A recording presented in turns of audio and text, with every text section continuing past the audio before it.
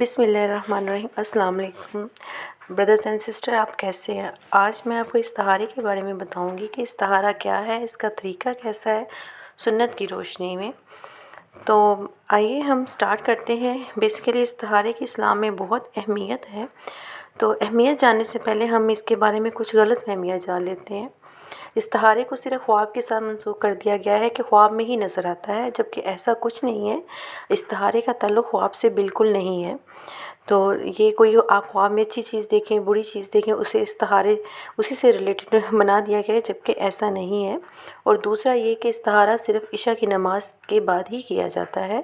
یہ بھی سنت کو آپ دیکھ لیں، ایسا کوئی اللہ کے نبی نے نہیں بتایا کہ صرف عشاء کی نماز کے بعد کیا جاتا ہے۔ یہ زوال کے ٹائم کے علاوہ آپ کسی بھی وقت 2 نفل حاجت کے پڑھ سکتے ہیں۔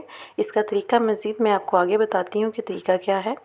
دوسرا یہ کہ استخارہ جو ہے وہ آن لائن نہیں ہوتا، اور نہ ہی یہ کسی عالم سے، کسی استاد سے فون پہ نہیں کروایا جا سکتا، اور نہ ہی یہ 5 منٹ کے اندر کہ استخارہ بس 5 منٹ میں ہم آپ کو اس کا رزلٹ بتا دیں گے، اور نہ یہ پانی پہ کہ کاغذ ادھر جائے، دائیں طرف جائے ٹھیک ہوگا، بائیں طرف جائے، اس طرح کا کچھ نہیں ہے۔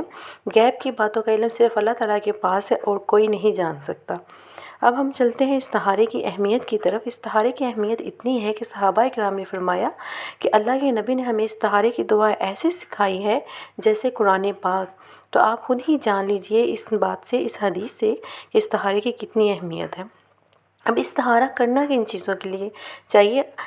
اب استخارہ آپ ڈیلی لائف میں ڈیلی بھی کر سکتے ہیں، اور اس کے علاوہ شادی کے لیے اگر کوئی رشتہ، اچھا رشتہ آیا ہوا ہے، آپ جاننا چاہتے ہیں وہ آپ کے حق میں بہتر ہے کہ نہیں، اس کے لیے بھی آپ استخارہ کر سکتے ہیں۔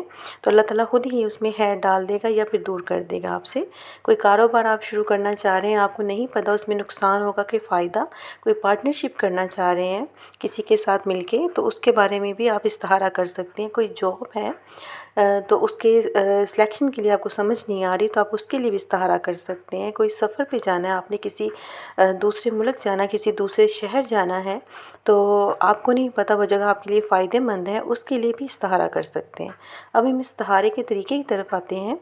استخارہ بیسیکلی 2 نفل اس میں آپ نے پڑھنے ہوتے ہیں۔ 2 نفل کی نیت کرنی ہوتی ہے کہ یا اللہ اگر یہ میرے حق میں بہتر ہے تو اس میں خیر نازل کر دے، اگر نہیں بہتر تو پھر اس کو مجھ سے دور کر دے۔ سورہ فاتحہ کے بعد آپ نے کوئی بھی سورہ جو یاد ہے وہ پڑھنی ہے، اور پھر یہ دعا پڑھنی ہے، اور حاصل امرہ گرین لفظ میں جو ورڈ لکھا ہے اس میں اپنے کام کا ذکر اللہ تعالیٰ سے کرنا ہے، ایسے ہی کہ یہ بہتر ہے میرے کام، میرے حق میں، تو اس میں فائدہ پیدا کر دے، اور اگر نہیں بہتر تو اس میں اسے خود ہی مجھ سے دور کر دے۔ تو انشاءاللہ تعالیٰ آپ چند دنوں میں ہی دیکھیں گے کہ اللہ تعالیٰ اس میں خیر نازل کرتا ہے، کہ وہ اس میں کوئی رکاوٹیں آ جاتی ہیں۔ خیر نازل ہوگی تو آپ وہ کام کنٹینیو رکھیے گا، نہیں تو پھر اسے چھوڑ دیجیے گا۔ سلام کے بعد آپ نے دعا کمپلیٹ کرنی ہے، اللہ کی تسبیح بیان کرنی ہے، درود اللہ کے نبی پہ بھیجنا ہے، اور کم از کم 7 دن تک آپ نے یہ استخارہ کرتے رہنا ہے۔ انشاءاللہ 7 دن کے اندر آپ کو اللہ تعالیٰ کی طرف سے واضح اشارے ملنے لگ جائیں گے کہ یہ کام آپ کے حق میں بہتر ہے کہ نہیں۔ اب میں آپ سے شیئر کرتی ہوں میرا اپنا ذاتی تجربہ استخارے کے بارے میں۔ میں گورنمنٹ ٹیچر تھی، اور ایک وقت ایسا آیا مجھے اپنے بچوں کی وجہ سے فیصلہ لینا پڑا کہ میں جاب کنٹینیو کروں کہ چھوڑ دوں۔ مجھے کچھ سمجھ نہیں آ رہی تھی، تو میں نے لگاتار استخارہ کیا۔ 7 دن تک میں استخارہ کرتی رہی، تو میرے کام میں رکاوٹیں ہی آتی گئیں کہ میں جاب نہ کنٹینیو کروں۔ کافی مشکل ڈیسیژن تھا، لیکن میں نے لے لیا، تو میں نے جاب چھوڑ دی۔